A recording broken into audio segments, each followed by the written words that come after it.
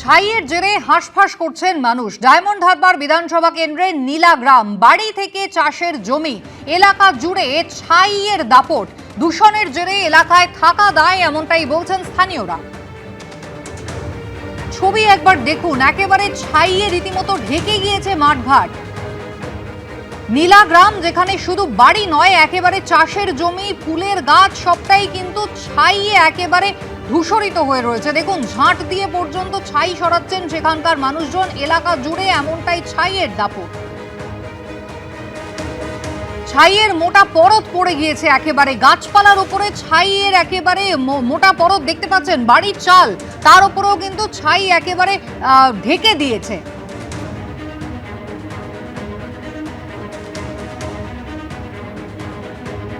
হিন্দল দে আমাদের প্রতিনিধি সরাসরি রয়েছেন আমাদের সঙ্গে। হিন্দল, এই ছাই আসছে কোথা থেকে? একেবারেই দেখো, এই গ্রামের বাসিন্দারা, যেটা নূরপুর গ্রাম পঞ্চায়েতের অন্তর্গত নীলাগ্রাম, সেই নীলাগ্রামে প্রায় 1200 জন বাসিন্দা রয়েছেন। তেমনটাই গ্রামবাসীরা বলছেন। তারা কিন্তু রীতিমতো ভুক্তভোগী হচ্ছেন, নিত্যদিনের এই ভোগান্তি চলছে তাদের। এবং সেই যে ছাই, গোটা ছাইয়ে যে গোটা গ্রামটা ঢেকে যাচ্ছে, সেই ছাই আসছে কিন্তু এই নীলাগ্রামের একেবারে পার্শ্ববর্তী লাগোয়া একটি মিল রয়েছে, যার নাম নিপন পেপার মিল। সেই নিপন পেপার মিল থেকে দীর্ঘদিন ধরেই কিন্তু এভাবেই দূষণ হচ্ছে, যে দূষণের কারণে এই নীলাগ্রাম সম্পূর্ণটাই ছাইয়ে ঢেকে গিয়েছে।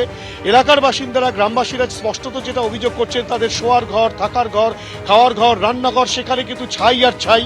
বাড়ির ছাদ কিন্তু একদিনের মধ্যে পুরো আস্তরণ পড়ে যাচ্ছে, ছাইয়ের আস্তরণ পড়ে যাচ্ছে।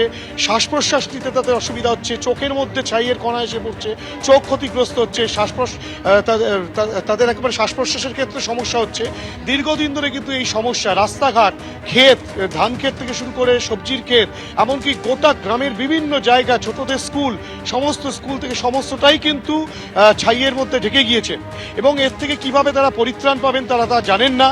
কেন, তারা যেটা বলছেন যে দক্ষিণ চব্বিশ পরগনা জেলা শাসককে তারা জানিয়েছেন, ডায়মন্ড হারবারের বিধায়ককে জানিয়েছেন, এসডিওকে জানিয়েছেন, বিডিওকে জানিয়েছেন, স্থানীয় পঞ্চায়েত প্রধানকে পর্যন্ত জানিয়েছেন, কিন্তু কোনো কিছুতে কোনো কিছু হয়নি। রামনগর থানাতে পর্যন্ত তারা অভিযোগ করেছেন, পুলিশও কর্ণপাত করেনি। একসময় তারা বিক্ষোভ যখন দেখাতে যান, উল্টে পুলিশ তাদেরকে মারধর করে, তেমনটাও কিন্তু অভিযোগ উঠছে। এই গোটা ঘটনা প্রসঙ্গে তারা এই অভিযোগ করছেন, তারা কিভাবে নিষ্কৃতি পাবেন তা তারা জানেন না।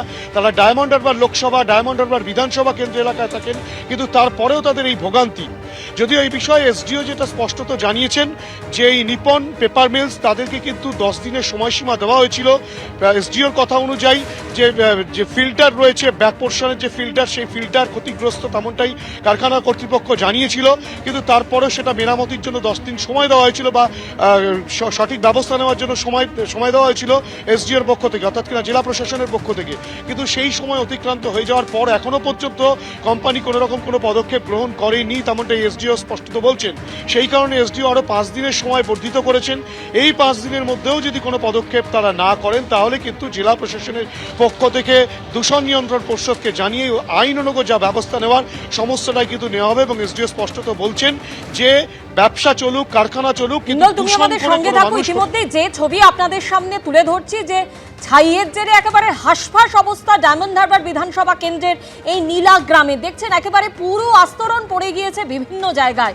বাড়ি থেকে চাষের জমি, এলাকা জুড়ে ছাইয়ের দাপট। এবং দূষণের জেরে এমন অবস্থা, মানুষ অসুস্থ হয়ে পড়ছেন। তারা জানাচ্ছেন যে এভাবে এলাকায় থাকা তাদের পক্ষে সম্ভব হচ্ছে না। আমার তিনটে ছেলে সব বাড়ি ছেড়ে চলে গেছে, ছেলে পুলে দিয়ে আমাদের এই বুড়ো বুড়িকে রেখে গেছে। নোংরার জন্য টিকতে পারছে না, বাচ্চা তো অসুস্থ হয়ে যাচ্ছে। 3 জনেই সব ঘর ভাড়া করে বাইরে আছে। থাকার ঘরে, কিচেন রুমে, রান্নাঘরে এরম করলে কালো কুচকুচ করছে। হাঁপানি মানে এসে গেছে, সর্দি, সবসময় দমের কষ্ট হয় তো আমার এরই জন্যে। ঘটনাস্থল থেকে আমাদের প্রতিনিধি হিন্দল দে কি ছবি তুলে ধরেছেন দেখুন।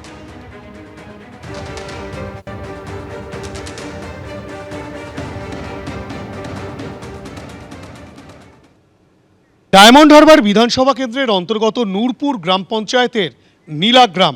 এই নীলাগ্রামের একাধিক বাসিন্দা তারা কিন্তু বাড়ি ছেড়ে পালিয়ে যাচ্ছেন।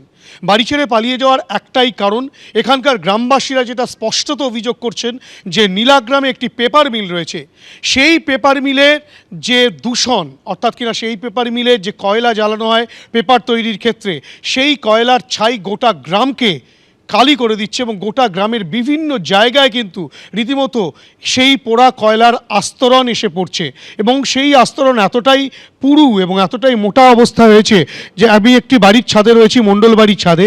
এখানকার যে চিত্র দেখাবো, যে এখানে কিন্তু ঠিক এভাবেই হাত দিয়ে আমি যখন নাড়াচ্ছি সেখানে দেখা যাচ্ছে আঙ্গুলের ডগায় কিন্তু প্রথমত সেই কালো কালি লেগে যাচ্ছে, তার পাশাপাশি গোটা ছাদ জুড়ে এভাবেই কালো আস্তরণ পড়েছে পোড়া কয়লার।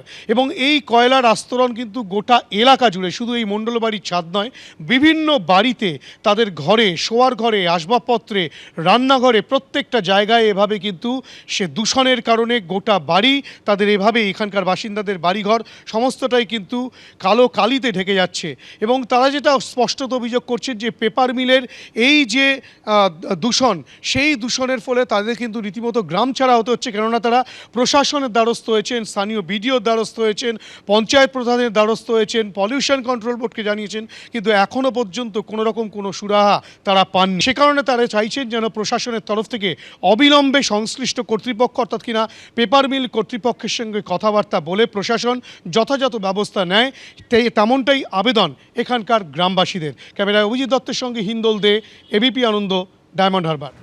স্থানীয় বাসিন্দাদের তরফে যে দাবি করা হচ্ছে যে বহুবার তারা অভিযোগ জানিয়েছিলেন, সেক্ষেত্রে বিধায়ক থেকে জেলা শাসক সবাইকে জানানো হয়েছে, দূষণ নিয়ন্ত্রণ পর্ষদকেও তারা জানিয়েছেন এই বিষয়ে, কিন্তু কোনো পদক্ষেপ এখনো পর্যন্ত নেওয়া হয়নি, যার জেরে হাঁসফাঁস অবস্থা হয়েছে এই নীল গ্রামের বাসিন্দাদের। আপনাদের সামনে তুলে ধরছি যে কিভাবে দেখুন ঝাঁটা দিয়ে ধুলো পরিষ্কার করা হচ্ছে, এটা ধুলো নয়, একেবারেই ছাই। এবং সাধারণ মানুষের দাবি যে এই পেপার মিল থেকেই এই দূষণ হচ্ছে, তার জেরে গোটা গ্রাম জুড়ে পুরো আস্তরণ পড়ে গিয়েছে ছাইয়ের।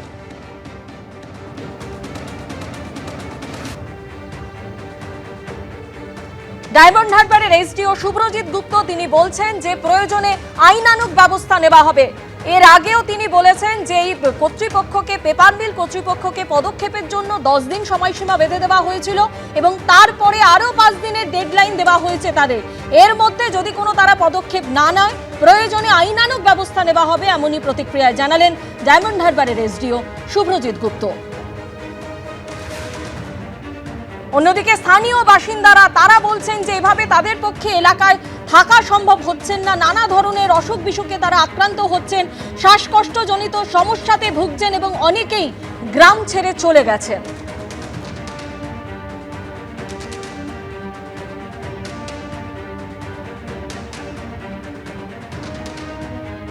আমরা রাতে ধোঁয়া কালি, জল খেতে পারছি নি, ঘুমোতে পারছি নি, আমাদের ছেলে মেয়েরা পড়াশোনা করতে পারছি নি, আওয়াজ প্লেনের মতো। এইভাবে আমরা কিভাবে বাঁচবো?